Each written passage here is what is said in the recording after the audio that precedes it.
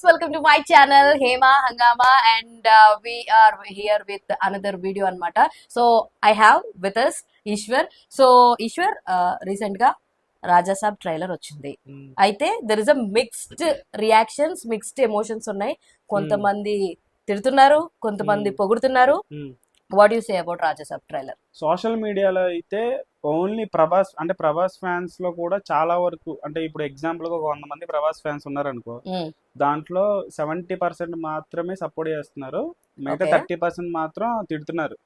అంటే వాళ్ళకి నమ్మకం ఉందా లేదా సినిమా మీద అనేది, అంటే వాళ్ళ ఫ్రస్ట్రేషన్ ని ఈ రకంగా ట్విట్టర్ లో కావచ్చు, ఇన్స్టాగ్రామ్ లో కావచ్చు, ఫేస్బుక్ లో కావచ్చు, మెయిన్లీ ట్విట్టర్ లో అని చెప్పేసి అనుకోవాలి.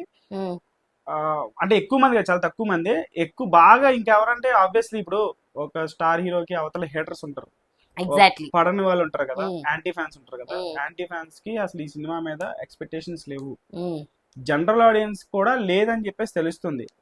ఎందుకు లేదని చెప్పేసి అంటున్నాను. అలాగే ఈ సినిమా ఎందుకు ఎక్స్పెక్టేషన్స్ పెట్టుకోవట్లేదు, ఈ సినిమా మీద నాకుండే ఒపీనియన్ ఏంటో కూడా చెప్తా. ఓకే. సో ట్రైలర్ రిలీజ్ చేశారు ఫ్యూ డేస్ బ్యాక్, అంటే 1 వీక్ అవుతుంది, 7 days అవుతుంది. హిందీ ట్రైలర్ కి 14 million వ్యూస్ వచ్చింది.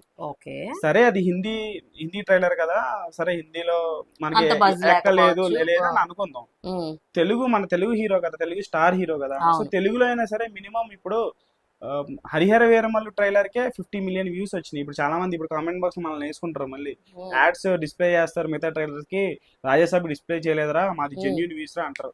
దేనికైనా సరే చేస్తారు, సో దీనికి కూడా చేసి ఉంటారు. చేసినా చేయకపోయినా మరీ 20 million వ్యూస్ రావడం అయితే దారుణం.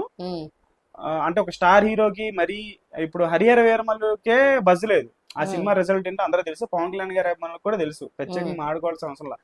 ఇప్పుడు గేమ్ చేంజర్ కావచ్చు, వార్ 2 కావచ్చు, ఈ రోజుల్లో కంటెంట్ కి హైప్ లేకపోతే, కంటెంట్ ఎగ్జైట్ చేయకపోతే సినిమా తాలూకు వ్యూవర్షిప్ ట్రైలర్ దశల్లోనే మనకి తెలిసిపోతా ఉంది. వ్యూవర్షిప్ అనేది యూట్యూబ్ లోనే తెలిసిపోతా ఉండిద్ది, ఆ సినిమా కైండ్ ఆఫ్ రెస్పాన్స్ ఎలా ఉంది ఏంటని చెప్పేసి.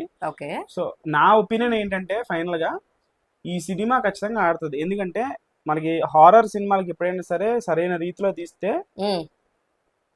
ఒక్క రేంజ్ లో బ్లాక్ బస్టర్ కొడుతుంది అన్న దానికి ఉదాహరణ మనకి స్త్రీ మూవీ. స్త్రీ 2 మెయిన్ గా మాడోక్ ఫిలిమ్స్ అన్ని కూడా హారర్ మూవీస్.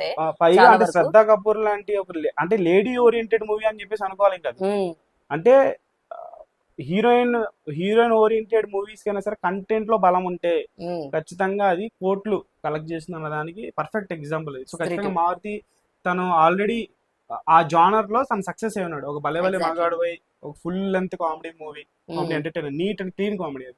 గతంలో ప్రేమ కథా చిత్రం హారర్ కామెడీ.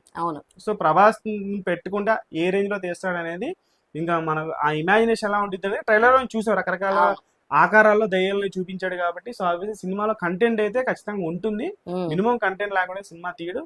సో సోషల్ మీడియాలో రకరకాలుగా మాట్లాడుకుంటారేమో కానీ రేపు సినిమా మనకి థియేటర్లో రిలీజ్ అయిన తర్వాత ఆ సినిమా తాలూకు రేంజ్ స్థాయి అనేది మనకు ఖచ్చితంగా అర్థమవుతుంది ఆబ్వియస్లీ.